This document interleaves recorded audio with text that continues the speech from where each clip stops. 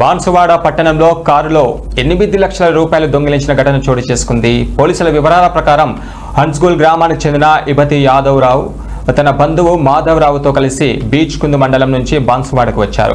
వారు state bank of India main బ్రాంచ్లో తన ఖాతా నుంచి 8 లక్షల విత్డ్రా చేసుకుని బ్యాగ్లో పెట్టుకున్నారు. ఆ తర్వాత షాపింగ్ నిమిత్తం రిలయన్స్ మార్ట్ వద్దకు వెళ్లి కారును పార్కింగ్లో ఉంచి లోపలికి వెళ్లారు. తిరిగి వచ్చేసరికి కారు ఎడమ డోరు వైపు నుంచి గ్లాసు పగలగొట్టినట్లుగా తెలుస్తుంది. కారులో ఉంచిన డబ్బులు బ్యాగ్ కనిపించకపోవడంతో చుట్టుపక్కల వెతికినా దొరకలేదు.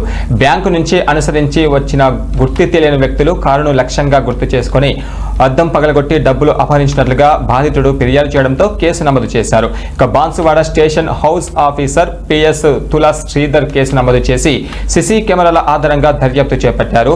పట్టణ ప్రజలు బ్యాంకులకు వెళ్లే సమయంలో అప్రమత్తంగా ఉండాలని, అనుమానాస్పద వ్యక్తులు కనిపిస్తే వెంటనే పోలీసులకు సమాచారం అందించాలని ఆయన సూచించారు.